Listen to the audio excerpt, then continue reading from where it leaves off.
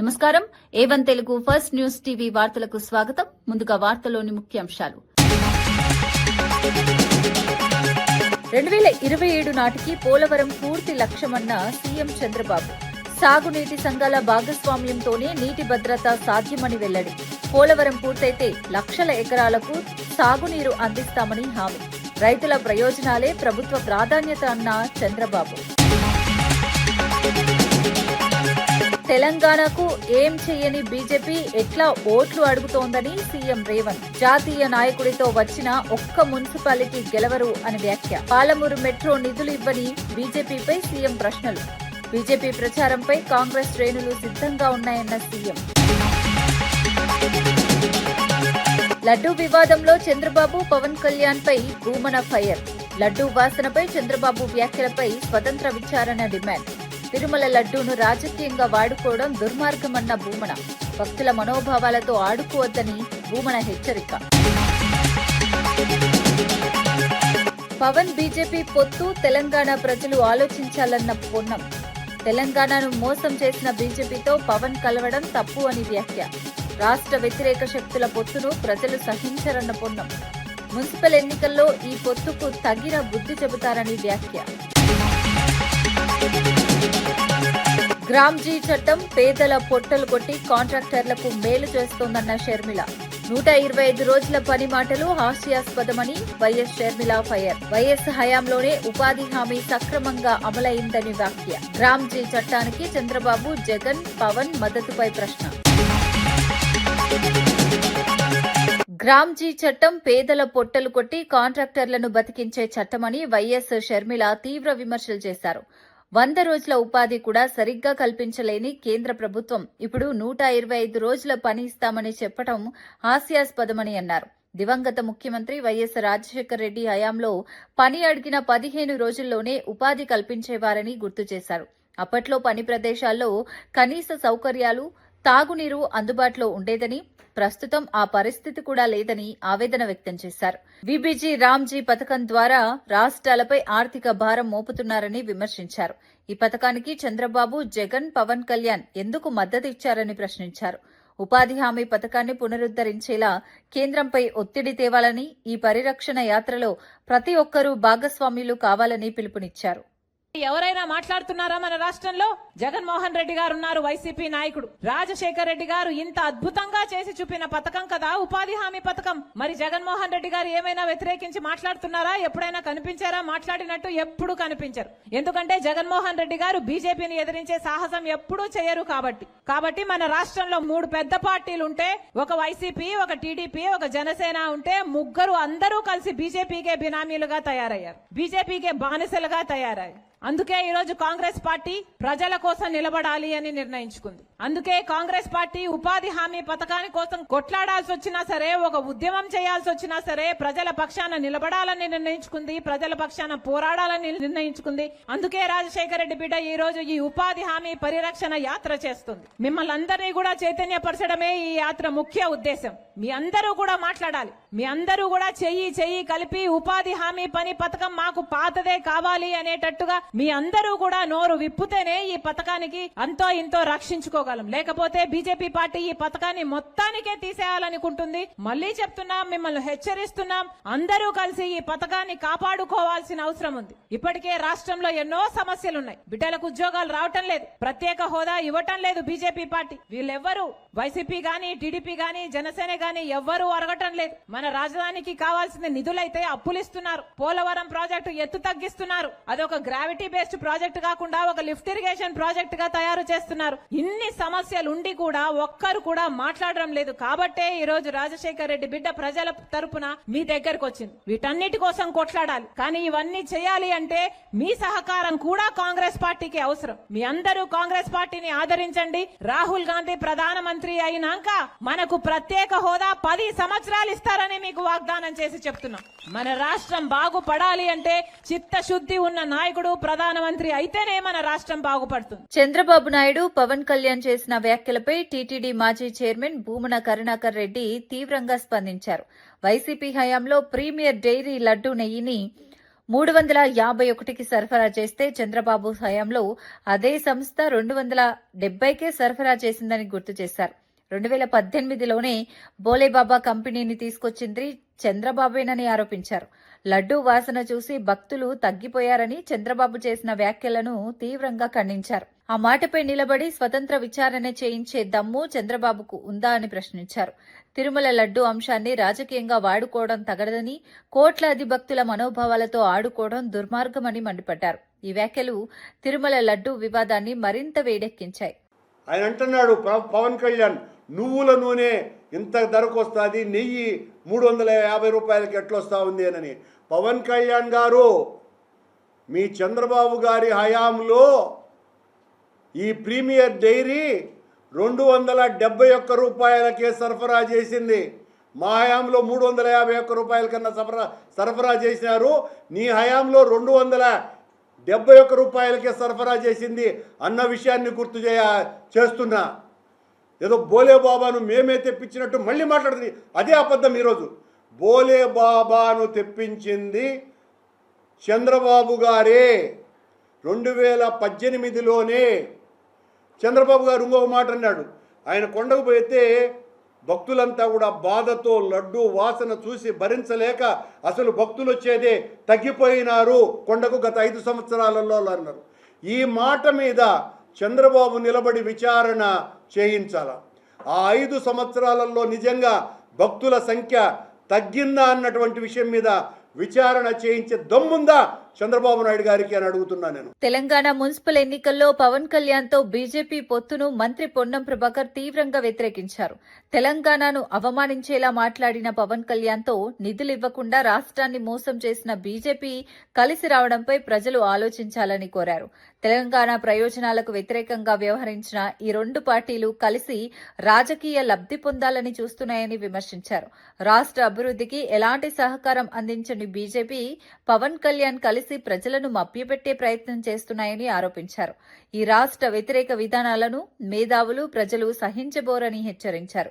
Municipal ఎన్నికల్లో తెలంగాణ ప్రజలు ఈ పొత్తుకు తగిన బుద్ధి చెబుతారని ధీమా వ్యక్తం చేశారు. ఈ వ్యాఖ్యలు ఎన్నికల ప్రచారంలో రాజకీయ వేడిని పెంచాయి.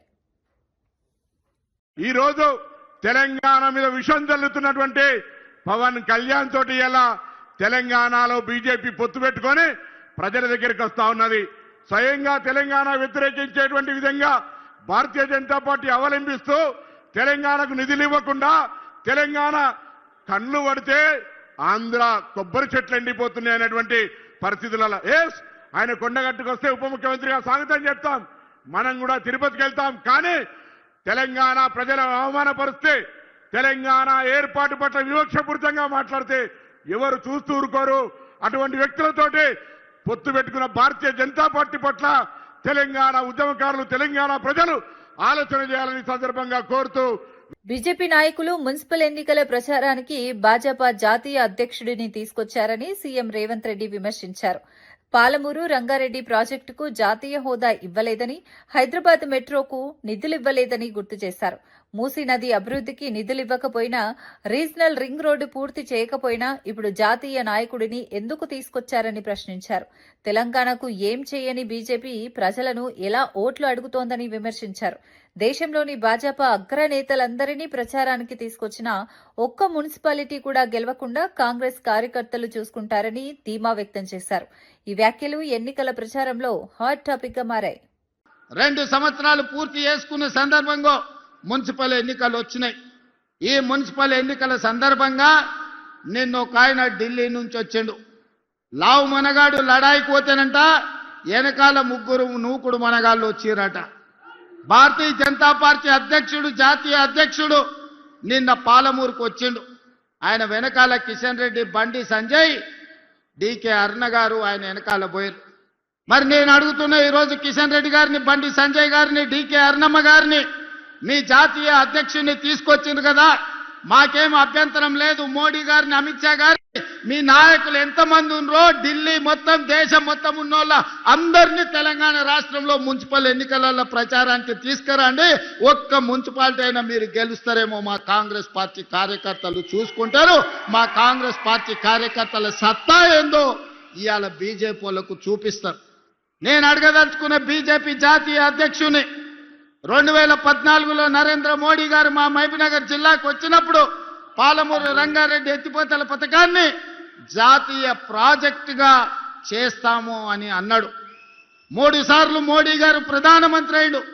12 సంవత్సరాలు బీజేపీ అధికారంలో ఉంది. మీకు చేతులు రాలేదా? పాలమూరు రంగారెడ్డి ఎత్తిపోతల పథకాన్ని జాతీయ ప్రాజెక్టుగా ప్రకటించాలన్న ఆలోచన గాని మీకు దేవుడు ఇవ్వలేదా అని నేను అడుగుతున్నా. మెట్రో రైలు ఇవ్వలేదు, మూసీకి నిధులు ఇవ్వలేదు, రీజనల్ రింగ్ రోడ్డు పూర్తి చేస్తామని చెప్పలేదు. మరి ఏమి ఇవ్వడానికి మీ జాతీయ అధ్యక్షుడిని తీసుకొచ్చిరని నేను అడుగుతున్నా. ఎన్నికల సందర్భంగా మా పొన్నం ప్రభాకర్ గారు చెప్పిండ్రు, బీజేపీ ఏమిచ్చిందా అంటే గాడిద గుడ్డిచ్చిందని పార్లమెంట్ ఎన్నికల్లో చెప్పిండ్రు. పవన్ కళ్యాణ్ వ్యాఖ్యలపై వైసీపీ నేత పేర్ని నాని తీవ్ర స్థాయిలో విమర్శలు చేశారు. దేవుడు లేడు, భక్తి లేదు అని మాట్లాడిన వ్యక్తి ఇప్పుడు కోటింగ్ ఇవ్వగానే దేవుడిపై భక్తి చూపిస్తున్నాడని వ్యంగ్యంగా వ్యాఖ్యానించారు. మరో ఎంపీని ఉద్దేశించి ఫారెన్లో ఎంపీవా, ఆంధ్రాలో ఎంపీవా అంటూ పవన్ కళ్యాణ్ క్లాస్ స్పీకర్ అని గుర్తు చేశారు. ఒకే వ్యక్తి పరిస్థితులను బట్టి మాటలు మార్చడం సరికాదని మండిపడ్డారు. మతం, భక్తి అంశాలను రాజకీయ లబ్ధి కోసం వాడుకోవటం తగదని అన్నారు. ప్రజలు ఈ ద్వంద్వ వైఖరిని గమనిస్తున్నారని పేర్కొన్నారు. పవన్ కళ్యాణ్ మాటలు, చర్యల మధ్య పొంతన లేదని పేర్ని నాని ఆరోపించారు. నా ఉద్దేశంలో, నా నమ్మకంలో దేవుడు లేడు. అందుకే నేను దేవుడిని కూడా ఏమన్నాం, తిట్టను, ప్రశ్నించను, ఏమన్నాం, విమర్శించను. ఎందుకని? లేని అతని గురించి మనం ఎందుకు మాట్లాడటం అని మాట్లాడినటువంటి ఆయన నిన్న తమ్ముడు కోటింగ్ ఇవ్వగానే బయటకు వచ్చి మనకు చంద్రబాబు నాయుడు వేసే బిచ్చం పదవులు కావాలి కానీ ఆయన కాసుకోవద్దాం మనం అని చెప్పి అందరిని full left and right batting ఎమకొట్టుడు కొట్టాడని చెప్తున్నారు. అన్నయ్యని, మంత్రుల్ని, ఎమ్మెల్యేలని, ఎంపీలని. ఒక ఎంపీని అయితే నువ్వు ఎప్పుడు పాలనలో ఏడుస్తావేంటి, నువ్వు ఇక్కడ ఆంధ్రాలో గెలిపించారా, పాలనలో గెలిపించారా?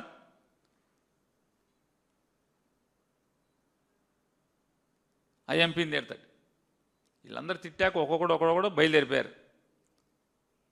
బయలుదేరిపోయి అతని భాష అది చూడండి. అంతకితమేమో దేవుడు లేడు, దేవుడు అంటే నాకు నమ్మకం లేదు, ఇదంతా మిథ్య అని చెప్పి మాట్లాడినట్టు అతను నిన్న మేము సనాతన హిందువుని, జగన్మోహన్ రెడ్డి గారు నువ్వు క్రిస్టియన్వి, మా మతం జోలికి రాబాకు, మా మతాన్ని అపచారం చేయబాకు, అపవిత్రం చేయబాకు, అయి చేయబాకు, ఈ చేయబాకు అన్నాడు.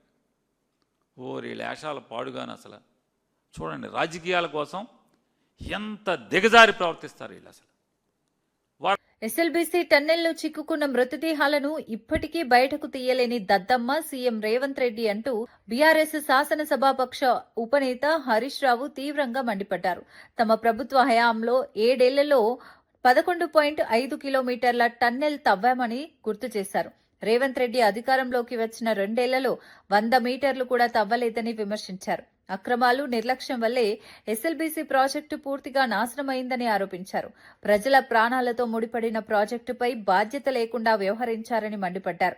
మృతుల కుటుంబాలకు కనీస న్యాయం కూడా చేయలేని ప్రభుత్వం సిగ్గు లేకుండా మాట్లాడుతోందని అన్నారు.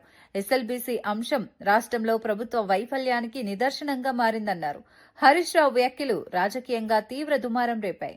100 మీటర్లు తవ్వినావా నీ ముఖానికి? నువ్వు మాట్లాడుతావు.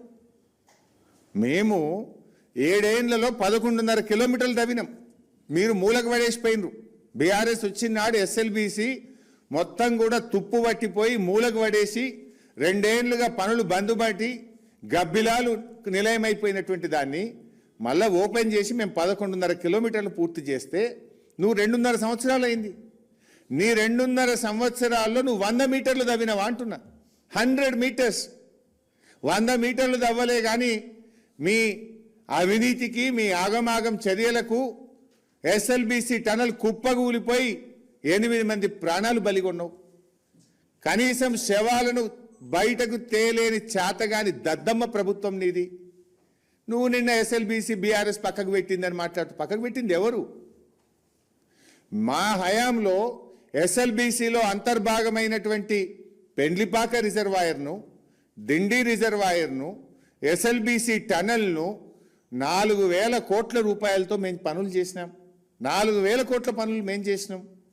నువ్వు వచ్చి 100 మీటర్లు దవ్వలే 2.5 ఏళ్ళల్లా కుప్పగులసినావు. ఎస్ఎల్బిసిని ఖతం చేసినావు నువ్వు. ఇంకా ఏ ముఖం పెట్టుకొని ఎస్ఎల్బిసిని గురించి బీఆర్ఎస్ పార్టీని విమర్శిస్తున్నావు? నువ్వు తప్పు చేసింది నువ్వు, ఎస్ఎల్బిసిని కుప్పగూల్చింది నువ్వు, శవాలు బయటకు తేలేని దద్దమ్మవు నువ్వు. మేము 11.5 కిలోమీటర్లు తవ్వి పెండ్లిపాక కట్టి దిండి కట్టి 4,000 కోట్లతోని నల్గొండ జిల్లాకు నీళ్ళిచ్చే ప్రయత్నం మేం చేస్తే నువ్వు ఉల్టా మా మీద మాట్లాడుతావు. చోరు ఉల్టా కోత్వాల్కు డాంటే అన్నట్టున్నది నీ కథ. ముఖ్యమంత్రి చంద్రబాబు నాయుడు ఆదేశాలకు అనుగుణంగా 2027 నాటికి పోలవరం ప్రాజెక్టును పూర్తి చేయడమే లక్ష్యంగా పనిచేస్తున్నామని ప్రభుత్వం స్పష్టం చేసింది. అమరావతిలో మన నీరు మన భవిష్యత్తు కార్యక్రమంలో భాగంగా సాగునీటి సంఘాల ప్రతినిధులతో జరిగిన బహిరంగ సభలో చంద్రబాబు పాల్గొన్నారు. సాగునీటి సంఘాల భాగస్వామ్యంతోనే నీటి భద్రత సాధ్యమని ఆయన అన్నారు. పోలవరం ప్రాజెక్టు పూర్తయితే లక్షల ఎకరాలకు సాగునీరు అందుతుందని చెప్పారు. రైతుల ప్రయోజనాలే ప్రభుత్వ ప్రాధాన్యత అని స్పష్టం చేశారు. నీటి నిర్వహణలో స్థానిక సంఘాల పాత్ర కీలకమని, వారి సూచనలతో విధానాలు రూపొందిస్తామని తెలిపారు. వేలాది మంది సాగునీటి సంఘాల ప్రతినిధులు ఈ సభకు హాజరయ్యారు. ఈ ప్రకటన రైతుల్లో ఆశలు రేపుతోంది. ఇరిగేషన్ శాఖ మంత్రులు మాట్లాడారు ఆ రోజు అసెంబ్లీలో. సైతం ఒక ఇరిగేషన్ శాఖ మంత్రి అయితే చెప్పాడు, పోలవరం ఎవ్వరికీ అర్థం కాదు, ఎందుకంటే నాకే అర్థం కాలేదని చెప్పినటువంటి వ్యక్తి. అంతేకాదు డయాఫ్రమ్ వాళ్ళ గురించి చెప్పినట్టు రాంబాబు గారు అని మీరు చాలా నాకంటే స్పీడ్గా ఉన్నారు. ఆయన మరొక మాట మాట్లాడాడు. విలేకరులు డయాఫ్రమ్ వాళ్ళ గురించి మాట్లాడితే ఆ డయాఫ్రమ్ వాళ్ళే ఉంది, బక్రానంగల్కి ఉంటుంది, శ్రీశైలంకి ఉంటుంది, నాగార్జున సాగర్కి ఉంటుందని. అంటే ఏ ప్రాజెక్టుకి డయాఫ్రమ్ వాల్ ఉంటుందో కూడా తెలియకుండా మరి ఆయన మాట్లాడినటువంటి మాటలు కానీ, మరి ఆయనకి తీసిపోకుండా ఇంకొక ఇరిగేషన్ శాఖ మంత్రి ఆ రోజు మేము అసెంబ్లీలో ప్రశ్నించాం. మీరు మీ ముఖ్యమంత్రి 2020, 2021, 2022 తేదీలు చెప్తూ ఉన్నాడు, సంవత్సరాలు చెప్తూ ఉన్నాడు, కానీ 1% కూడా పనులు ముందుకెళ్తలేదని అంటే ఆ ఇరిగేషన్ శాఖ మంత్రి చెప్పేవాడు, పావు వెరిసింట అరివెరిసింట కాదు, బుల్లెట్ దిగిందా లేదా అని చెప్పేవాడు.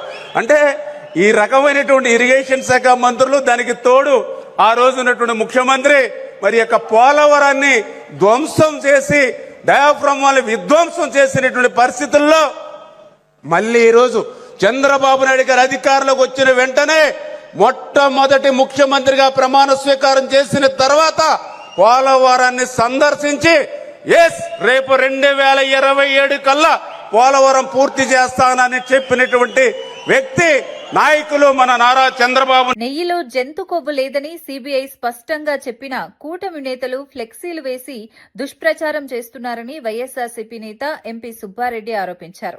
సుప్రీంకోర్టు చెప్పిందొకటి, కూటమి నేతలు చేస్తున్నది మరొకటని విమర్శించారు.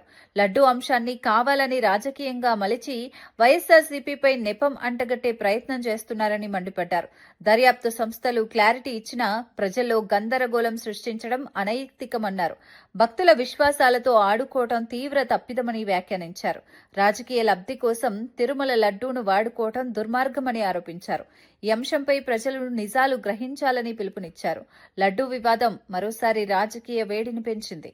అత్యంత న్యాయస్థానం సుప్రీంకోర్టు ఈ విషయంపై భక్తుల మనోభావాలు దెబ్బతినకుండా కాపాడాల్సిన బాధ్యత మనందరిపై ఉందని చెప్పినా కూడా, సిబిఐ ఛార్జ్షీట్ ఫైల్ చేసినా కూడా, జంతు కొవ్వు లేదని చెప్పినా కూడా ఈ కూటమి ప్రభుత్వం పెద్దలు కానివ్వండి, మంత్రులు కానివ్వండి, భక్తుల మనోభావాలు దెబ్బతినే విధంగా ఏ విధంగా దుష్ప్రచారం చేస్తున్నారు గత 10 రోజుల నుంచి మీరు చూస్తున్నారు.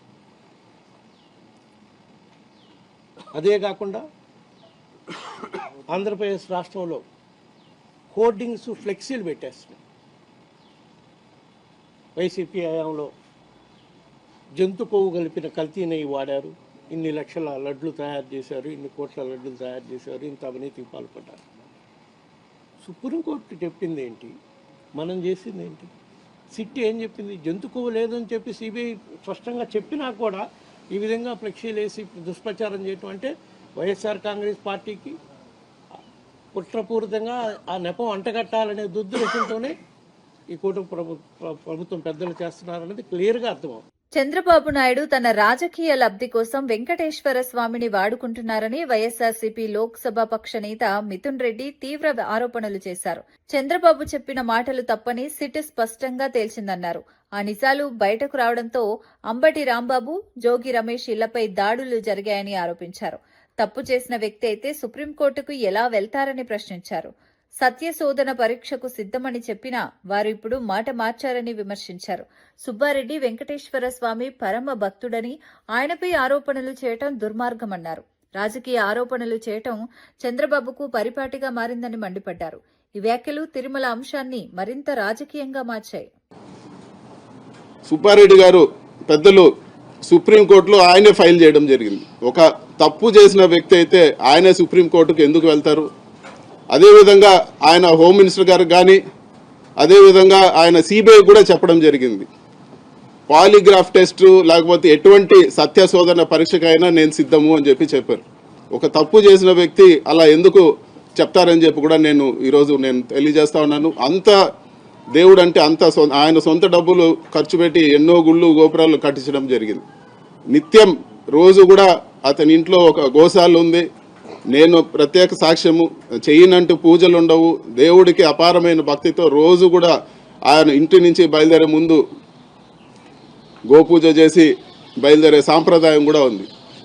అటువంటి భక్తుల్ని పట్టుకొని ఈరోజు రకరకాల ఆరోపణలు చేస్తూ ఆయన సత్యశోధన పరీక్షకు సిద్ధమన్నా కూడా ఈరోజు రాజకీయ లబ్ధి కోసము ఇటువంటి తప్పుడు ఆరోపణలు చేయడం చాలా హేయమైన రాజకీయము. ఇటువంటి దేవుణ్ణి వాడుకొని రాజకీయాలు చేయడం మానుకోమని చెప్పి కూడా నేను ఈరోజు తెలుగుదేశం పార్టీని కోరుతా ఉన్నాను. మీరు ఒక స్టేట్మెంట్ ఇచ్చినారు, ఒక దీని వరకు అయిపోయింది. సిట్ ఈరోజు దాన్ని క్లారిటీ కూడా ఇచ్చింది. ఇంకా వదిలేసి ప్రజల బాగోగులు చూసుకోవాలని చెప్పి కూడా మేము కోరుతా ఉన్నాం. ఈరోజు మొత్తం కూడా ఈ రాజకీయాలన్నీ కూడా రకరకాల ఆరోపణలు చేయడము, మళ్ళీ తోకముడిచిపోవడం ఈ మధ్యలో చూస్తూనే ఉన్నాము. అదేవిధంగా ఈరోజు ఈ ఆరోపణలు కూడా పూర్తి నిరాధారం అని చెప్పి కూడా ఈరోజు అడ్డగోలు హామీలిచ్చి అధికారంలోకి వచ్చిన కాంగ్రెస్ పార్టీ ఇచ్చిన ఒక్క హామీని కూడా అమలు చేయలేదని బీఆర్ఎస్ వర్కింగ్ ప్రెసిడెంట్ కేటీఆర్ తీవ్రంగా విమర్శించారు. కేసీఆర్ కు పేరొస్తుందని కళ్యాణలక్ష్మి, షాదీ ముబారక్ వంటి పథకాలను కూడా పక్కన పెట్టేశారని ఆరోపించారు. కాంగ్రెస్ పార్టీ మాటలు నమ్మితే ప్రజలు మరోసారి మోసపోతారని హెచ్చరించారు. మున్సిపల్ ఎన్నికల్లో కాంగ్రెస్ కు ఓటు వేస్తే అదే పరిస్థితి కొనసాగుతుందని అన్నారు. బీఆర్ఎస్ హయాంలో అమలైన సంక్షేమ పథకాలను ప్రజలు గుర్తు చేసుకోవాలని పిలుపునిచ్చారు. ప్రజా సమస్యలపై కాంగ్రెస్ కు చిత్తశుద్ది లేదని మండిపడ్డారు. ఇక్కడ వాళ్ళకన్నా గతంలో కేసీఆర్ కిట్ వచ్చిన వాళ్ళు ఉన్నారా? కేసీఆర్ కిట్ వచ్చిన చేయలేవట్టు వచ్చిందా? ఒక మాట, ఇంటికాడ గర్భవతిని బండ్లెక్కించుకొని దవాఖానకు తీసుకుపోయి అక్కడ ప్రసూతి అయిన తర్వాత ఆడపిల్ల ఉడితే 13,000, మగపిల్లగాడు ఉడితే 12,000 ఇచ్చిన ప్రభుత్వం ఏదైనా ఉందా ఇదివరకు? ఇందిరమ్మ, ఇంతకుముందు ఉన్న సోనియమ్మ ఎవరైనా ఇచ్చిరా? ఎవరు కేసీఆర్ సార్ ఇచ్చిండు. ఇవాళ ఉందా మరది? తీసి పారేసిరు. అది మంచి పథకమా చెడ్డ పథకమా? మరి ఎందుకు తీయాలి? లేడీస్ కి ఇచ్చే పథకం తీయచ్చా? కేసీఆర్ పేరుంటే మార్చుకో పేరు, మేము వద్దన్నమా? ఇందిరమ్మ కిట్ అని పెట్టుకో, మేము వద్దన్నమా? కానీ కేసీఆర్ మీద కోపంతో కేసీఆర్ కిట్ తీసేసిండు. కేసీఆర్ ఉన్నప్పుడు మీకు రంజాన్ తోఫా వస్తుంది, యాదుకుందా చెల్లె వెనకాల ఉన్న మా ముస్లిం ఆడబిడ్డలు వస్తుండేనా? ఇలా వస్తుందా రంజాన్ తోఫా? క్రిస్మస్ కు క్రిస్మస్ కానుక వస్తుండే, బతుకమ్మకు బతుకమ్మ చీర వస్తుండే. ఈసారి బతుకమ్మకు చీర పెట్టిండా రేవంత్ రెడ్డి? వచ్చినాయా? కనీసం రైక పెట్టిండా? చీర లేదు, రైక లేదు, ఏమీ లేదు. ఉన్న బిజినెస్ అన్ని ఉందంటే అది నాశనం చేసిండు. మరి ఆయన గుద్దుగా మరి కాంగ్రెస్ కోట్లు ఇదివరకు ఉన్న పిల్లగాని మీద కోపంతో మళ్ళీ కాంగ్రెస్ కోట్లు గుద్దుతే రేవంత్ రెడ్డి ఏమనుకుంటాడు అంటే, నేను చీర పెట్టకపోయినా, రైక పెట్టకపోయినా, 4,000 పెన్షన్ ఇవ్వకపోయినా, నెలకు 2,500 ఇవ్వకపోయినా, చెప్పినట్టు స్కూటీ ఇవ్వకపోయినా, ఏమి ఇవ్వకపోయినా నాకే గుద్దుతున్నారు, ఫ్రీ బస్ కే గుద్దుతున్నారు. కాబట్టి నేను ఏమి ఇచ్చే అవసరం లేదు, ఏం కాదు, నేను సపరేట్ ఇట్లే ఉంటా అనుకుంటాడా అనుకోడా? బీఆర్ఎస్ హయాంలో చొప్పదండి నియోజకవర్గాన్ని ఎప్పుడూ పట్టించుకోలేదని ఎమ్మెల్యే మేడిపల్లి సత్యం విమర్శించారు. సీఎం రేవంత్ రెడ్డి నాయకత్వంలోని కాంగ్రెస్ ప్రభుత్వం అధికారంలోకి వచ్చిన తర్వాత చొప్పదండికి భారీ అభివృద్ది నిధులు మంజూరయ్యాయని తెలిపారు. దాదాపు 200 కోట్ల రూపాయలతో young India integrated residential school, degree కాలేజీతో పాటు అడ్వాన్స్డ్ టెక్నాలజీ సెంటర్కు అనుమతులు వచ్చాయని చెప్పారు. ఇది నియోజకవర్గ యువత భవిష్యత్తుకు మైలురాయిగా నిలుస్తుందన్నారు. గతంలో అభివృద్ది మాటలకే పరిమితమైందని, ఇప్పుడు పనులు కనిపిస్తున్నాయని పేర్కొన్నారు. విద్య, నైపుణ్యాభివృద్ధి ద్వారా యువతకు ఉపాధి అవకాశాలు పెరుగుతాయని తెలిపారు. ప్రజలు ఈ మార్పును గమనిస్తున్నారని, అభివృద్ధి కొనసాగుతుందని ధీమా వ్యక్తం చేశారు. రేవంత్ రెడ్డి గారి నాయకత్వం పట్ల విశ్వాసంతో వారు ముఖ్యమంత్రి అయితే ఈ చొప్పదండి నియోజకవర్గం మాకు ఇటు సాగునీటి రంగంలో గాని, తాగునీటికి గాని, ఇటు మౌలిక వసతుల కల్పన కోసం గత 10 సంవత్సరాలు పరిపాలించినటువంటి ఆనాటి ముఖ్యమంత్రి చంద్రశేఖరరావు గారు ఈ నియోజకవర్గాన్ని ఏనాడు కూడా పట్టించుకోలేదు. కానీ మన అందరి అభిమాన నాయకుడు రేవంత్ రెడ్డి గారు ముఖ్యమంత్రి అయినాక అతి కొద్ది నెలల్లోనే ఈ నియోజకవర్గానికి 200 కోట్ల రూపాయలతోటి young India integrated residential school మనకు మంజూరు చేసిన ముఖ్యమంత్రి గారికి నేను శిరస్సు వంచి ధన్యవాదాలు తెలియజేస్తున్నా. అంతేకాదు ఈ నియోజకవర్గంలో కనీసం ఒక్క డిగ్రీ కాలేజ్ లేదు. సార్ మా నియోజకవర్గంలో ఒక డిగ్రీ కాలేజ్ లేదు, మీరు ఖచ్చితంగా మంజూరు చేయాలంటే డిగ్రీ కాలేజే కాదు దానికి సంబంధించినటువంటి బడ్జెట్ శాంక్షన్ ఇస్తున్నా, పోస్టులు ఇస్తున్నా అని చెప్పి శాంక్షన్ చేసిన ఈ నియోజకవర్గంలో ఈ వచ్చే విద్యా సంవత్సరం నుంచి మనకు డిగ్రీ కాలేజ్ కూడా శాంక్షన్ చేయించారు మన గౌరవ ముఖ్యమంత్రి గారు. ఇలా టెక్నికల్ సంబంధించి advanced training centre. Rahul Gandhi నిర్ణయం మేరకు దేశంలో ఏ రాష్ట్రం చేయని సాహసం చేసి తెలంగాణలో కుల గణన నిర్వహించామని మంత్రి తుమ్మల నాగేశ్వరరావు తెలిపారు. సీఎం రేవంత్ రెడ్డి నాయకత్వంలో కులాల వారీగా పూర్తి స్థాయి లెక్కలు తీసిన ఘనత కాంగ్రెస్ ప్రభుత్వానిదన్నారు. ఈ కుల గణన లెక్కల ఆధారంగా బీసీలకు 42% రిజర్వేషన్లు కల్పించేందుకు ప్రభుత్వం పోరాటం చేస్తోందని చెప్పారు. తెలంగాణ చేపట్టిన కుల గణన దేశానికే రోల్ మోడల్గా నిలిచిందని అన్నారు. అందుకే కేంద్ర ప్రభుత్వం కూడా దేశవ్యాప్తంగా కుల గణనకు పూనుకుందని పేర్కొన్నారు. సామాజిక న్యాయం సాధించడమే కాంగ్రెస్ లక్ష్యమని స్పష్టం చేశారు. అన్ని వర్గాల సంక్షేమానికి ఈ కుల గణన ఉపయోగపడుతుందని తెలిపారు. ఈ ప్రకటన రాజకీయంగా ప్రాధాన్యం సంతరించుకుంది. అసాధ్యం అనే అట్ని సుసాధ్యం చేయటమే ఆయన లక్ష్యంగా సామాన్యుడైనటువంటి రేవంత్ రెడ్డి గారిని, మామూలు మనిషి అయినటువంటి రేవంత్ రెడ్డి గారిని ముఖ్యమంత్రి చేసినటువంటి తెలంగాణ ప్రజల యొక్క రుణాలు తీర్చుకోవటం కోసం, వాళ్ళ ఆశలు నెరవేర్చడం కోసం, వాళ్ళ అవసరాలు తీర్చడం కోసం కాంగ్రెస్ పార్టీ ప్రతినిధిగా సోనియా గాంధీ గారు పంపిస్తే మీరు ఆశీర్వదిస్తే ఈనాడు ముఖ్యమంత్రిగా సుదీర్ఘకాలం ఈ తెలంగాణ రాష్ట్రాన్ని పట్టి పీడిస్తున్నటువంటి శాశ్వత సమస్యలకి పరిష్కారం చేసినటువంటి రేవంత్ రెడ్డి గారు. మీకు తెలుసు కులగణన అనేది అందరి కోరిక. ఈ యొక్క జాతికి ఏ కులం ఎంతమంది ఉంటే వాళ్ళకి అన్ని అవకాశాలు రావాలి, సామాజిక పరంగా, రాజ్యాంగ పరంగా, ఉద్యోగ పరంగా జీవితాల్లో వెలుగులు నింపాలి అని రాహుల్ గాంధీ గారి యొక్క కోరిక మేరకి, కాంగ్రెస్ పార్టీ నిర్ణయం మేరకి గుండె ధైర్యంతో భారతదేశంలో కులగణన చేసినటువంటి ఏకైక ముఖ్యమంత్రి రేవంత్ రెడ్డి గారు అని చెప్పి మీకు ఈ సందర్భంగా మనం చేస్తున్నాం. అందుకని ఈరోజు బీసీ జనాభాకు తగ్గట్టుగా అన్ని రకాలుగా ఉద్యోగాల్లో, రాజకీయాల్లో క్యాంపు కార్యాలయంలో ముఖ్యమంత్రి చంద్రబాబు నాయుడు కార్మిక శాఖపై సమీక్ష నిర్వహించారు. పరిశ్రమలకు అవసరమైన ఆధునిక నైపుణ్యాలను కార్మికుల్లో పెంచాలని సీఎం ఆదేశించారు. జిల్లాల వారీగా, రంగాల వారీగా కార్మికుల డేటాబేస్ రూపొందించాలని సూచించారు. గిగ్ వర్కర్లు, నిర్మాణ రంగ కార్మికుల ఆదాయాలు పెరిగేలా ప్రత్యేక కార్యాచరణ సిద్దం చేయాలని చెప్పారు. ఆధునిక నైపుణ్య శిక్షణతో ఏపీ కార్మికులు విదేశాల్లో కూడా ఉపాధి పొందేలా చూడాలని స్పష్టం చేశారు. నైపుణ్యం పోర్టల్తో అనుసంధానించి కార్మికులు వివిధ కోర్సులు అభ్యసించేలా చర్యలు తీసుకోవాలని ఆదేశించారు. ఈ సమీక్షకు మంత్రి వాసంశెట్టి సుభాష్, ఉన్నతాధికారులు హాజరయ్యారు. కార్మికుల భవిష్యత్తుపై ప్రభుత్వం ప్రత్యేక దృష్టి పెట్టిందని అధికారులు తెలిపారు.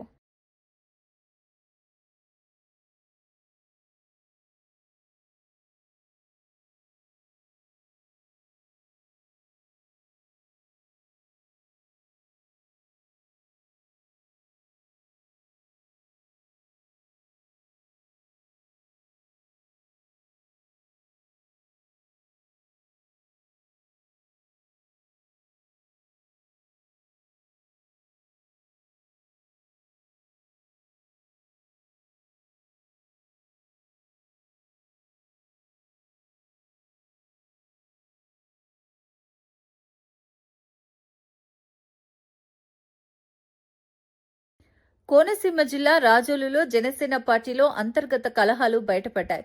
జన సైనికుడు ముత్యాల కన్నా తీవ్ర ఆవేదన వ్యక్తం చేశారు. సొంత పార్టీ నాయకులే తనపై దాడికి పాల్పడ్డారని ఆరోపించారు. జనసేన ఎమ్మెల్యే దేవ వరప్రసాద్పై తీవ్ర అసంతృప్తి వ్యక్తం చేస్తూ గూండాలు, రౌడీలను పక్కన పెట్టుకుని ఎందుకు తిరుగుతున్నారని ప్రశ్నించారు. పార్టీ సిద్ధాంతాలకు విరుద్ధంగా వ్యవహరిస్తున్నారని మండిపడ్డారు.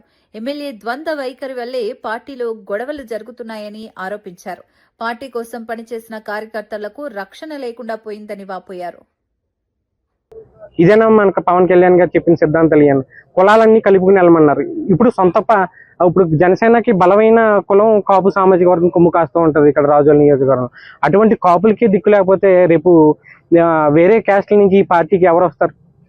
ఇదేనా పార్టీని బలపరుచుకునేది? నేను గ్రామంలో ఎప్పుడు కూడా ఎటువంటి పదవి ఆశించకుండా పార్టీ కోసం పనిచేస్తూ ఉన్నాను.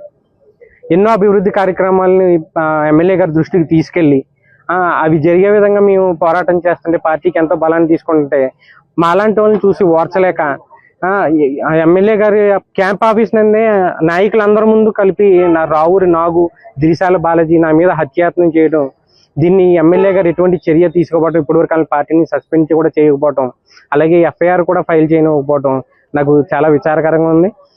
దీని మీద తక్షణమే పోలీసు వారు కూడా ఎఫ్ఐఆర్ ఫైల్ చేయాలని, అలాగే మీడియా మిత్రులు, నా తోటి జన సైనికుల్ని, వీర మహిళల్ని, నాయకుల్ని కోరేది ఒకటే, వీళ్ళిద్దరూ ఈ రాజోలు నియోజకవర్గంలో ఎటువంటి దాష్టికానికి పాల్పడుతున్నారు. ఫోక్సో కేసుల్లో కూడా నిందితులుగా ఉన్నారు వీళ్ళిద్దరికీ కూడా మీరు అండగా నిలబడవద్దు. నాలాంటి సైనికులకి, జన సైనికులకి, వీర మహిళలకి మీరు తోడుగా ఉండాలని ఈ రోజు నా మీద జరిగింది. గత కొన్ని సంవత్సరాలుగా ఒక 4-5 మీద అంతర్వేదిలో వెళ్ళి కొట్టేయడం జరిగింది.